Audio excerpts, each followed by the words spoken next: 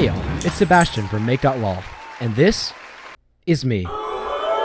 Today's project is going to be making knifey for my new favorite game, High on Life. The spring for our launching mechanism will come from everyone's seemingly infinite pile of Nerf guns. Next, we'll cut and measure our pipe. I'm going to give myself about 4 inches plus the length of my hand.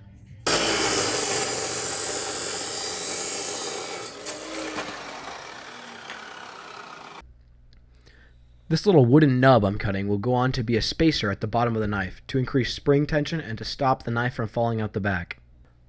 Off screen, we've chamfered the end of the pipe so that the wood bit won't fall out.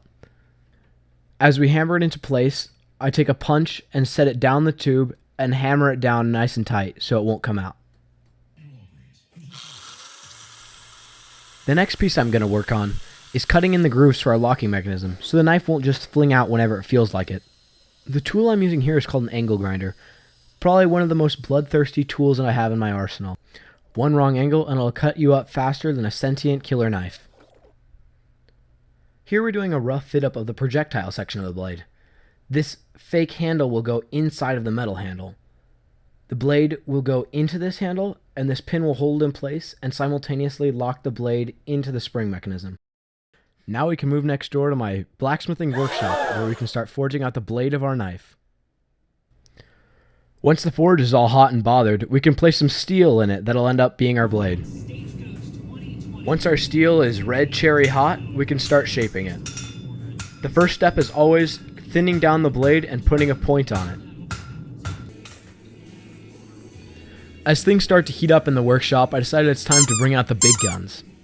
Most of the shaping is already complete, but I'd like to get the blade a little thinner, as this blade's going to be flying through the air attached to the end of a rope so we can swing from it. Keeping it as light as possible is important. Now that our blade is forged to shape, we can take it over to the vise and angle grinder to knock off some of the scale. Removing this hard outer layer will allow us to shape the blade more quickly on the belt grinder. Following the shaping of our blade, it's important to add the face to our knife, as this is where the heart and the soul of the project comes in. First, I'm going to sketch out a rough draft of what we're going to carve into this block.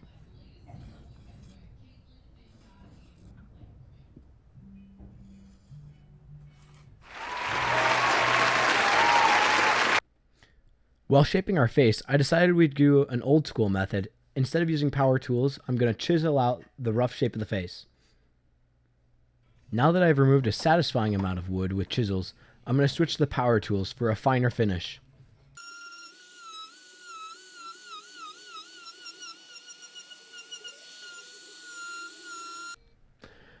Now, while we enjoy a few minutes of Dremel footage, I'd like to talk a little bit about the game coming out.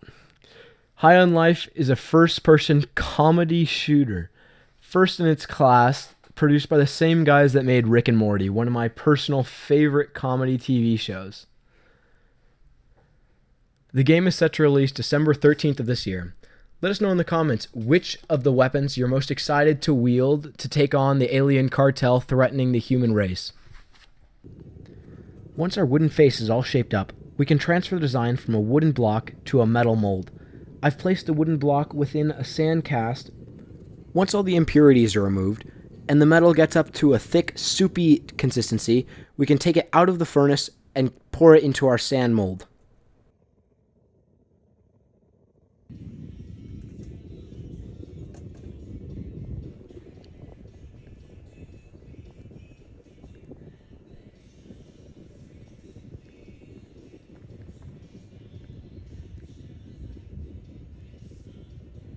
Now man, doesn't that look tasty. Like a cursed energy drink that'll really put the fire straight in your belly. As we escape the rain and move into the workshop, we can remove the sand cast and finally reveal our beautiful face.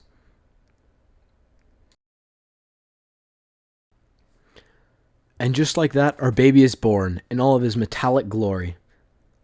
The next step is for his face to be attached and strapped to a metal pole.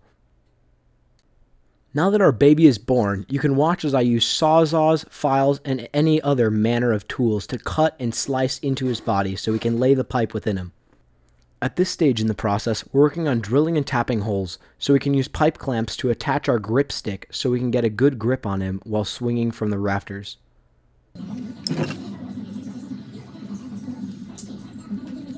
Since we're going to be hanging from this knife, we're going to need to ensure that our pin is made out of a solid piece of material. We're going to be using the hardened steel pin, the second hardest thing in this workshop. I mean, of course, only second to diamond steel. Now we're finally at a stage in the process where I can begin assembling it. It closely resembles something of a self-destructive Build-A-Bear.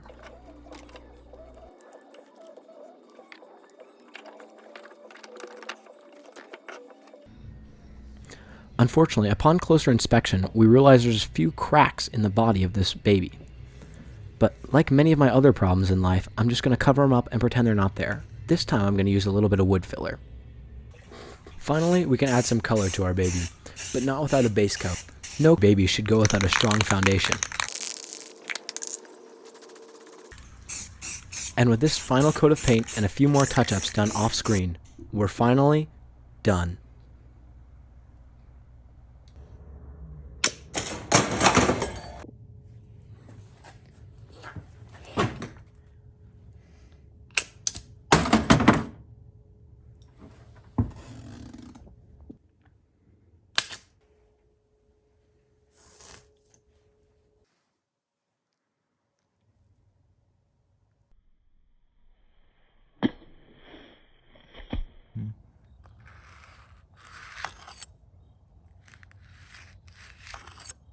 Hey, thanks for the great video. This thing is beautiful yet horrifying in its own special way.